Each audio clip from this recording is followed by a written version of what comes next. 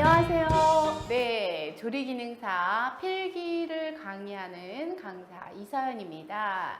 저는 현재 한겨레 고등학교에서 조리기능사 필기, 실기를 모두 담당하고 있고요. 또 서울시 서초구 여성인력센터에서 필기를 전문적으로 강의하는 강사입니다.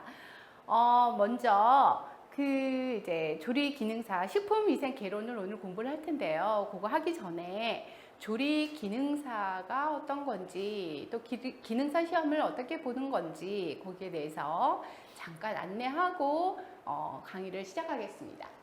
네, 먼저 그 기능사 품목 중에서 조리에 관련된 과목은 5개가 있어요. 한식, 양식, 중식, 일식, 보고 이렇게 5개의 조리 기능사 자격증이 있고요.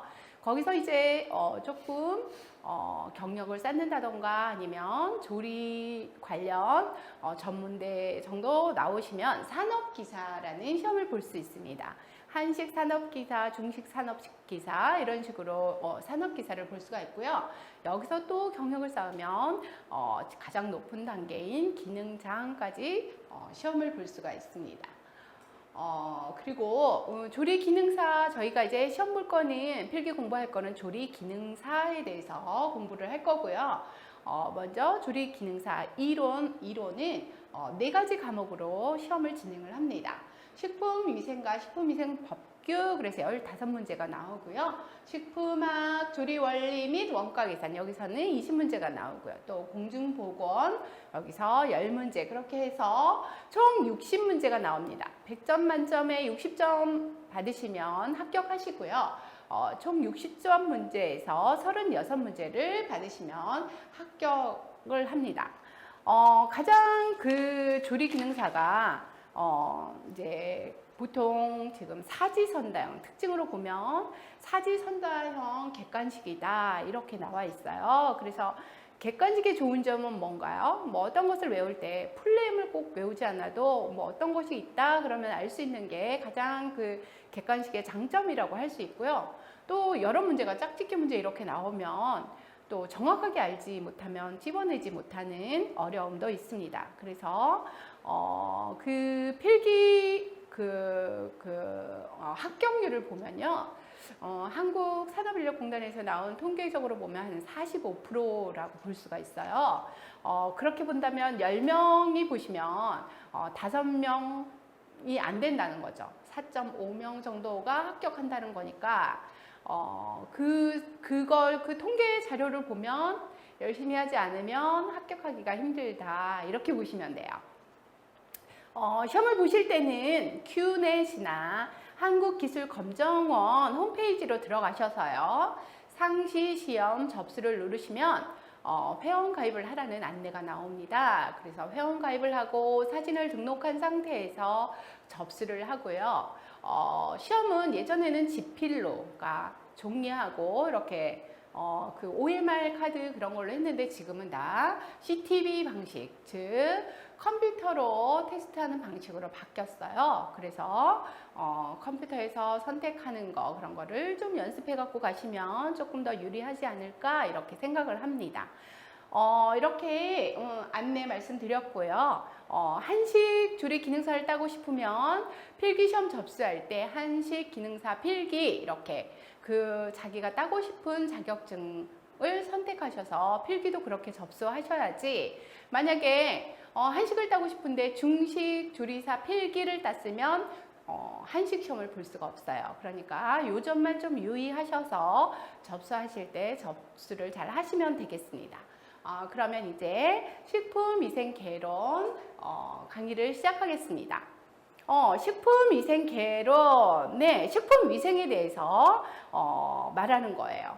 일단 그 어떤 각각의 정의나 용어를 정리하는 것이 굉장히 필요합니다. 그래서 식품위생이란 과연 뭔가 이렇게 우리나라 식품위생법상에는 식품 첨가물, 기구 또는 용기 포장 등을 대상으로 하는 음식에 관한 모든 위생을 식품위생이다 이렇게 정의를 하고 있습니다. 그러면 세계보건기구, 즉 WHO라는 곳이 있는데요. 그곳에서는 어떻게 정의를 하는지 한번 보겠습니다. 식품위생이란 식품의 원료의 재배, 생산, 제조, 유통 그런 모든 과정을 거쳐서 최종적으로 우리가 먹었을 때 그 모든 단계에 걸친 그 식품이 안전하고 또 보존성이 있고 완전 무결한 것을 확보하기 위한 모든 상태이다. 이렇게 정의를 하고 있습니다. 즉 그렇게 말하는 것은 재배서부터 우리가 먹을 때까지 안전하고 보존성도 있어야 되고 완전 무결하게 사람한테 해가 없어야 된다. 이렇게 세계보건기구에서는 정의를 하고 있습니다. 그러면 식품위생의 대상은 누구인가? 예, 사람 절대로 아닙니다. 식품이에요. 식품, 또 식품에 들어가는 첨가물, 또 식품이 닿는 기구, 또 그것을 싸는 용기, 포장 이런 것들이 식품위생 대상이 됩니다. 요거 대상 정도는 네, 잘 아시겠죠? 예, 식품에 관련한 모든 것이다. 네, 이렇게 생각하시면 됩니다. 의약품 아니고요. 사람 상관없습니다. 네, 그러니까 요 부분만 예, 중요하게 생각하니까 이 부분에 대해서는 꼭 기억을 하셔서 문제 많이 출제돼요. 대상이 어떤 것인가 이렇게. 그러니까 이거는 잘 기억을 하셨으면 좋겠습니다. 다음, 식품 위생을 하는데 목적이 있겠죠. 식품을 왜 위생적으로 해야 될까? 뭐 누구나 다 아는 거고 이거는 뭐 보편 타당한 것이지만 일단 식품위생법상의 식품위생의 목적은 이러이러하다 이렇게 정의를 해놓은 것이 있습니다. 식품으로 인한 위생상의 위해 방지, 이거를 풀어서 말하면 위험하고 해로운 것을 방지한다 이렇게 아시면 되겠습니다. 또 식품 영양상의 질적 향상 도모, 네, 영양이 좋아야 된다 이런 말이에요. 또 국민보건의 향상과 증진에 기여한다. 그렇죠. 예, 그래서 식품위생의 목적, 식품으로 인한 위생상의 위해 방지, 식품 영양상의 질적 향상 도모, 또 국민보건의 향상과 증진에 기여하는 데 목적이 있다. 이렇게 아시면 되겠습니다. 그러면 식품위생을 해야 되는데 이게 뭐 위험한 건지 해로운 건지 어떻게 이거를 감시를 하느냐, 예, 그런 곳이 있습니다. 식품위생에 대한 행정을 담당하는 기구가 있는데요. 그것이 이제 식품의약품안전청, 예, 여러분 되게 많이 들어보셨죠? 식약청 이렇게도 말을 합니다.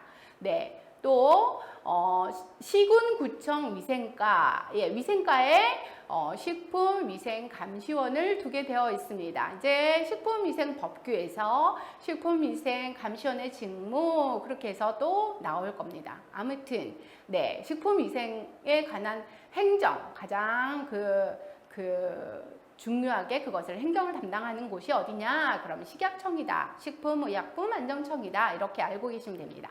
또 식품행정의 조사, 연구, 검사하는 것은 국립보건원이다. 뭐 이건 그냥 참고로 알아두시면 되겠습니다. 그러면 우리가 식품위생을 왜 그렇게 중요하게 생각하느냐, 그리고 왜 식품이 위험하고 해로울 수가 있느냐, 예, 그렇게 생각할 수가 있겠죠. 예, 왜 해롭느냐? 얘네들 때문에 그렇습니다. 미생물이라는 것 때문에 식품이 위험할 수 있고 해로울 수 있고 그렇습니다. 왜냐, 이 미생물이 이제 물론 좋은 미생물도 있지만 또 병원균을 일으키는, 네, 음식을 상하게 하는, 부패하게 하는 그런 균들이 있습니다. 일단 미생물의 정의를 볼까요? 육안의 가시 한계를 넘어선 0.1mm 이하의 미세한 생물을 미생물, 그러니까 살아있는 생물이에요. 아주 작지만 살아있는 생물을 미생물이라고 합니다. 미생물을 크게 나누면, 네, 병원성 미생물과 비병원성 미생물로 나눌 수 있습니다. 병원성은 그러면 뭘까요? 네, 부패를 일으키고 음식을 상하게 하고 이런 거겠죠. 그러면 비병원성은 뭘까요? 오히려 그렇게 함으로 인해서 좋은 효과를 가져오는 게 비병원성 미생물입니다. 즉 우리가 그 매실 같은데 액기스 만들죠. 예, 거기서 효소 작용이 있잖아요. 그런 것들이 바로 비병원성 미생물이라고 정의를 하고 있습니다. 또 빵을 만들 때 그 빵을 잘 부풀게 하는 그런 효모들이 비병원성 미생물이다. 이렇게 정의를 하고 있습니다. 그러면 우리가 미생물을 조금 더 깊이 있게 나누어 보겠습니다. 미생물에는 곰팡이, 효모, 스피루리타, 세균, 리케차, 바이러스 이런 것들이 있습니다. 보통은 잘 알고 있는 것들은 이제 뭐 곰팡이, 효모, 세균, 바이러스 이런 것들은 잘 알고 계시죠. 스피루리타나 리케차는 처음 들어보신 분들도 있을 겁니다. 일단 설명을 해드리겠습니다. 곰팡이 같은 경우는요, 미생물 중에 가장 커요. 우리가 식빵 같은 걸 먹다가 식탁 위에 올려놓으면 어때요? 거기서 곰팡이가 피죠. 육안으로 보입니다. 그래서 크기가 가장 크다. 예. 사이즈가 크다. 제일 큰 것이 곰팡이다. 이렇게 이해하시면 되겠습니다. 얘는 수분이 거의 없어도 잘 살아요. 그러니까 13% 이상일 때 살 수가 있고요. pH 같은 경우는 4.6에서 6.0이니까 산성에서도 잘 살고 있습니다. 그리고 다음에 효모가 되겠네요. 효모 같은 경우는 이스트나 그런 것들이 효모 속에 들어갑니다. 예, 세포가 출혈법, 그러니까 이렇게 그러니까 씨가 떨어져서 생기는 그런 법으로 증식을 하고 있습니다. 그리고 스피루리타는 단세포와 다세포의 중간 정도의 식물이다. 이렇게 보시면 됩니다. 제일 대표적인 균이 매독이라는 균이 스피루리타에 속하고 있습니다. 세균은 주로 이제 우리가 늘 보는 것들. 얘는 수분이 많은 곳에서 살아요. 그리고 수분이 많은 곳에서 살고 세균이라고도 하고 또 영어 이름은 박테리아 이렇게 말을 합니다. 그리고 미생물 중에서 가장 많이 존재를 하고요. pH는 6.5에서 7.5니까 한 중성 정도에서 잘 자랍니다. 대부분의 균은 세균에 속한다고 보시면 됩니다. 리케차 얘는 세균과 바이러스의 중간 형태예요. 근데 잘 모르시죠? 예. 이 리케차 같은 경우는 발친티푸스라고 이제 우리가 조금 더 지나면 배울 텐데요. 균 중에 하나예요. 그 균이 이름이 리케차예요. 그 멕시코 산간 지역이나 이런 데서는 이라고 아시죠? 이렇게 다리가 막 달리고 이렇게 사람을 옛날에 많이 물고 그랬던 건데 그 분변 속에 얘가 존재를 해요. 그래서 그 산간지방에서 이 같은 게 많을 때 사람을 물어서 그러니까 걔는 이 같은 경우는 흡혈 동물이거든요. 그래서 이렇게 깨물으면 그 분변 속에서 사는 리케차가 그 속에 들어가서 병을 일으키는 거예요.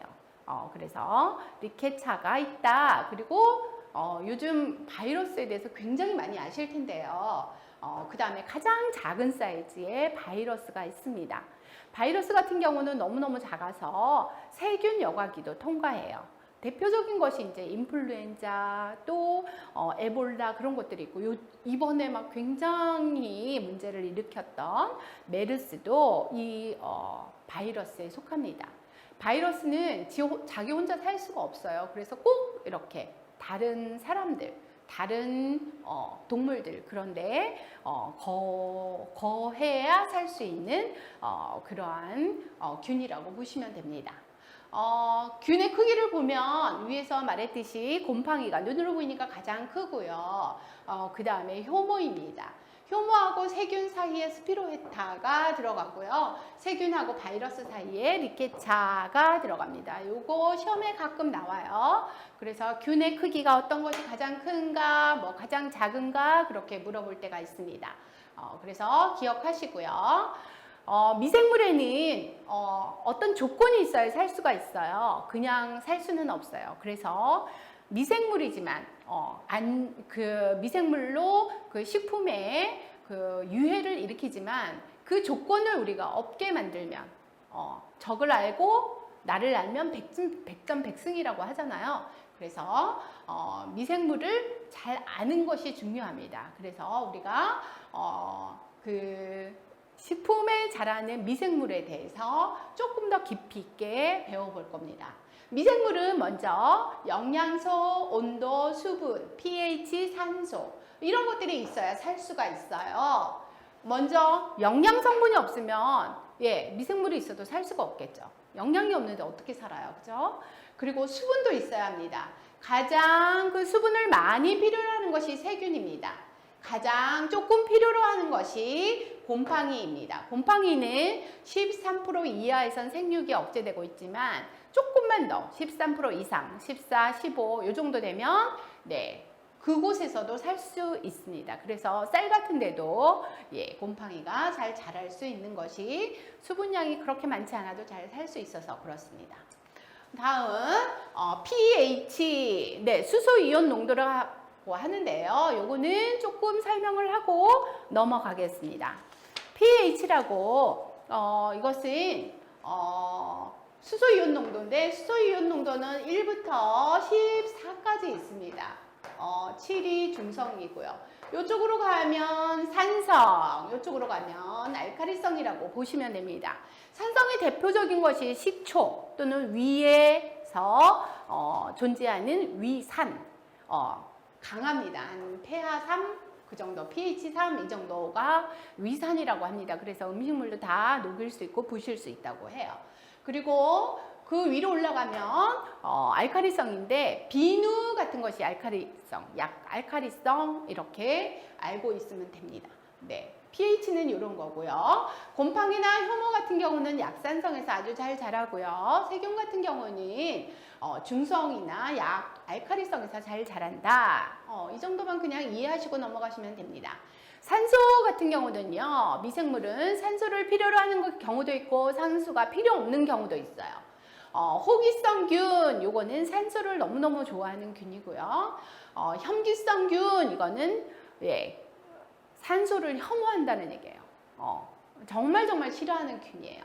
편성, 혐기성 그러면 산소가 없는 곳에서만 살 수 있는 것이 편성, 혐기성 균이다. 이렇게 보시면 되고 통성, 혐기성 균이다. 이거는 산소가 있어도 살고 뭐 없어도 살고 그런 균이라고 보시면 됩니다. 다음 온도. 온도는 0도에서 80도 이상에서는 0도씨 이하. 그러니까 즉 냉동 상태에서는 살 수가 없어요. 그리고 80도씨 이상 펄펄 끓는 데서는 살기가 힘들다. 발육을 하지 못한다. 이렇게 아시면 되는데 온도에서 저온균, 중온균, 고온균 이렇게 있습니다. 저온균 같은 경우에는 가장 최적 온도가 15도에서 20도씨예요. 그러나 얘는 한 10도씨, 그러니까 냉장 온도에서도 살 수 있는 균이에요. 그래서 우리가 그 냉장고에서도 왜 곰팡이 피고 하잖아요. 음식 오래 두면 이 냉장고에 사는 이 부패균 때문에 그렇습니다. 중온균 같은 경우는 일반적인 온도예요. 25도씨에서 37도, 병원균이라고 말을 합니다. 고온균 같은 경우는 60도씨에서도 살아요. 얘는 온천에서도 살 수 있는 균이라고 보시면 됩니다. 그래서 온도로는 저온균, 중온균, 고온균 이렇게 있다. 이렇게 보시면 됩니다. 그리고 균 중에서 이제 초기 부패 판정을 기준으로 하는 것이 있는데요. 그것이 이제 병원성 대장균이다. 이렇게 보시면 되고요. 그 대장균 그 판정 기준이 그 식품 1g당 10의 7승에서 10의 8승이다. 이 정도는 요거는 시험에 굉장히 자주 나오니까 꼭 아셔야 되겠어요. 네. 다음 이제 식품이 그 미생물에 의해서 변질이 되고 있습니다. 변질이 된다는 거는 상했다는 거죠. 그러면 그 변질에 대한 개념에 대해서 정의에 대해서 보겠습니다. 식품을 아무런 대책 없이 방치하여 두어도 외관이 변하고 성분이 파괴되고 향기가 없어지고 맛이 없어지고 이렇게 되는데 이런 거를 변질이라고 한다.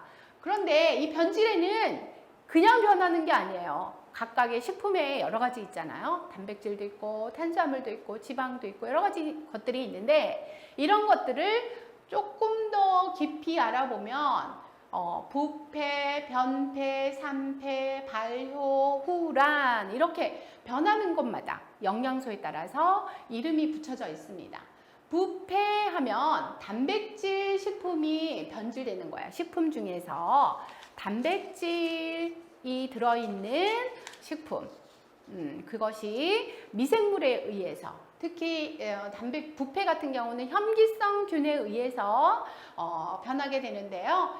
부패가 되면 일단 냄새가 나죠. 그 냄새가 단백질이 많이 들어있는 식품이 보통 어떤 것일까요? 육류나 아니면 어류나 그런 것들이 단백질이 많이 들어있죠.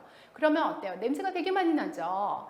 보통 암모니아 냄새가 난다. 또 아민류의 냄새가 난다. 또 그 고기 같은 거 변할 때 나는 냄새가 트리메틸아민이라고 있습니다. 그래서 부패 시에 나는 냄새가 아닌 것은 이렇게 고르라 그럴 때가 있어요. 이제 조금 더 식품학에서 조금 더 깊이 있게 할 건데요. 트리메틸아민 요런 냄새, 또 아민류 요런 냄새, 또 암모니아 요런 냄새가 난다. 부패 시에 이렇게 하시면 되고 후란이라고 있어요. 이거는 호기성 세균이, 요거는 혐기성 세균이에요. 혐기성 세균에 의해서 또는 단백질 식품이 변질되는 것은 이러면 보통 부패가 대표적인 거고요. 호기성 세균에 대해서 가끔 나오는데 이게 후란이다. 이 정도는 그냥 알고 가시면 돼요. 한 번씩 나와요. 잊어질만 하면 한 번씩. 그러나 부패, 변패, 산패, 발효 요거는 굉장히 시험에 많이 출제되는 거예요. 그래서 꼭 짚고 넘어가셔야 되고요. 요런 냄새들이 있다. 요 정도도 알고 가셔야 돼요. 기억하세요. 또 변패는 뭘까요? 여기서 단백질 식품이 변한 거라 그랬잖아요. 그러면 변패는 단백질을 뺀 식품. 그러니까 탄수화물이나 지방이나 요런 영양소가 들어있는 식품이 병원성 균에 의해서 변질되는 걸 변패다. 이렇게 보시면 돼요. 그러면 산패는 뭘까요? 산패. 얘는 지방이 변질되는 건데요. 산패 같은 경우는 그 병원균에 의해서 변하는 것이 아닙니다.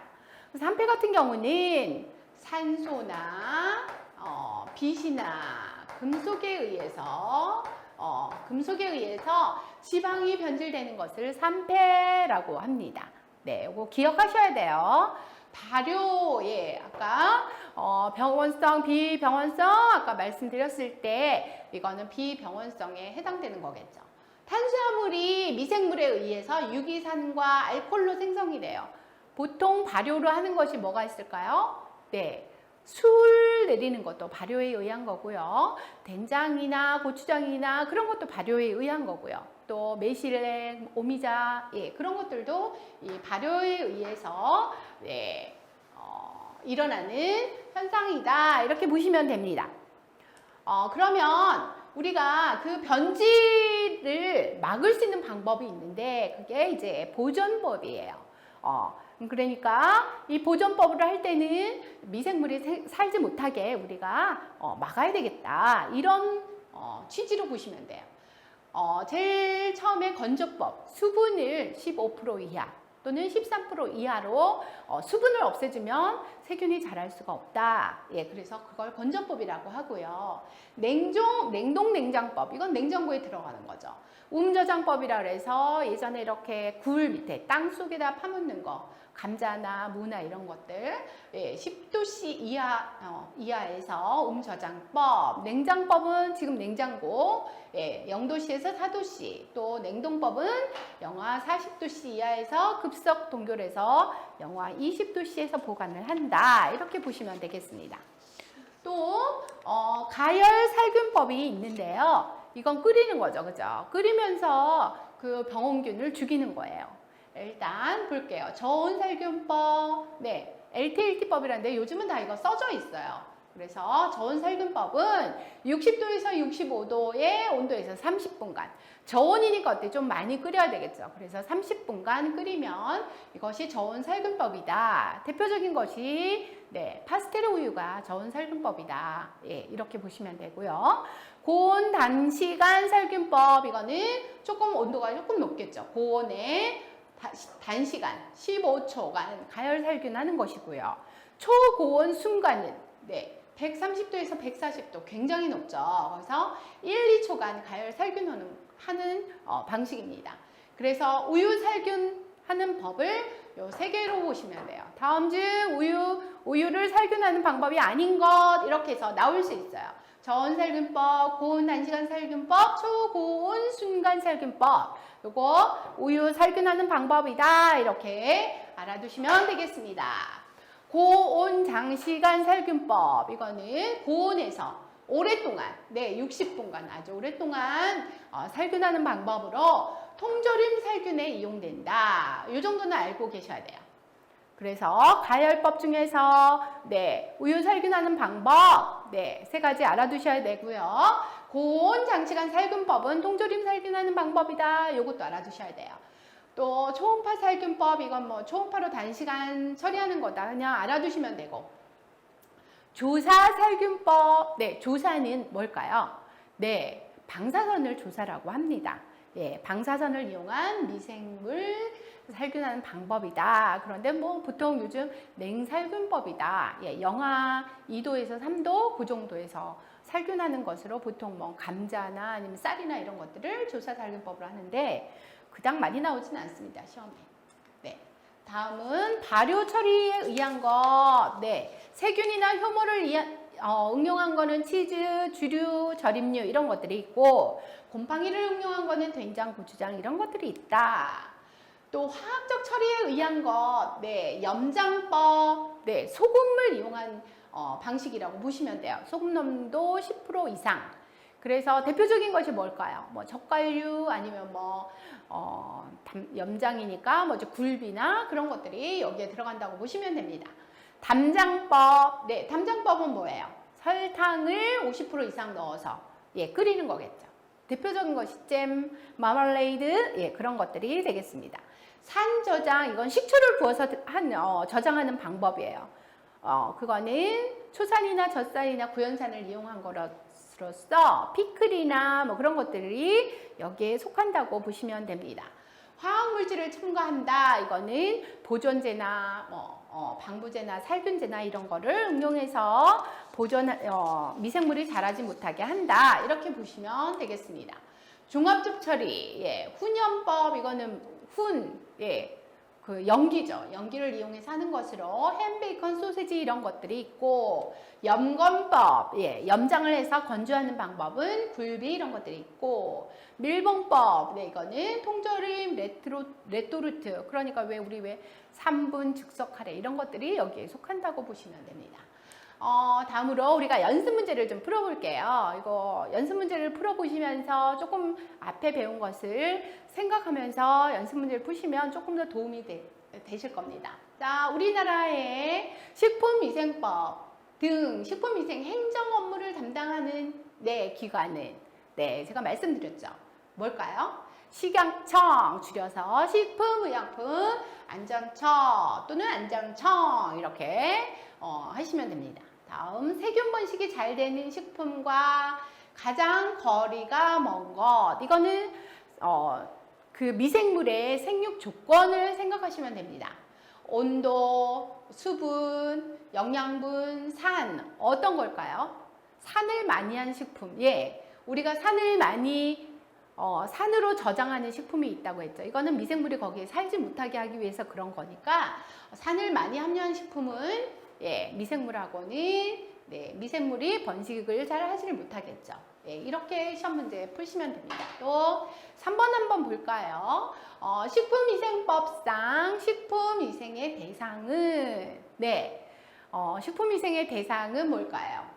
한번 볼까요? 식품, 약품, 기구, 용기, 포장, 조리법, 조리시설 뭐 이런 거 다 나오는데 제가 식품에 관한 것이라고 그랬죠. 식품, 식품 첨가물, 기구, 용기, 포장. 답은 4번이 되겠네요. 또 4번 볼까요? 식품의 부패 또는 변질과 관련이 적은 것. 네. 이것도 미생물을 자라는 조건 거기에 부합되는 것으로서 수분, 온도, 효소, 압력하고는 상관이 없다 보시면 되겠습니다. 다음은 생육이 가능한 최저 수분 활성도가 가장 높은 것은 이거 잘 모르시는 말 같죠? 이거는 최저 수분 활성도. 이거는 수분이 많다는 거예요. 수분이 많아도 잘 살 수 있는 것은 이런 말이에요. 수분이 많은데 잘 살아. 그러면 뭘까요? 수분이 많은 걸 좋아하는 미생물은 어떤 것인가? 이런 말이에요. 그러면 내건성, 포자, 곰팡이, 효모 가장 수분이 많은 걸 좋아하는 거는 바로 세균입니다. 다음 미생물의 생육에 필요한 조건과 거리가 먼 것 이런 거 또 나왔네요. 그죠? 수분, 온도, 산소, 자외선 상관없죠. 시험 문제 이렇게 나오고요. 이거는 2014년도에 나왔던 기출 문제를 제가 앞에 배운 내용하고 관련이 있게 문제를 뽑아서 갖고 온 것입니다. 여러분 공부는 이렇게 하시면 되고요. 필요한 거 중요한 거는 제가 쪽쪽 찝어 드릴 테니까 공부 열심히 해서 다들 합격하셨으면 좋겠습니다. 아무튼 제 1강 마치고요. 2강에 다시 뵙겠습니다. 감사합니다.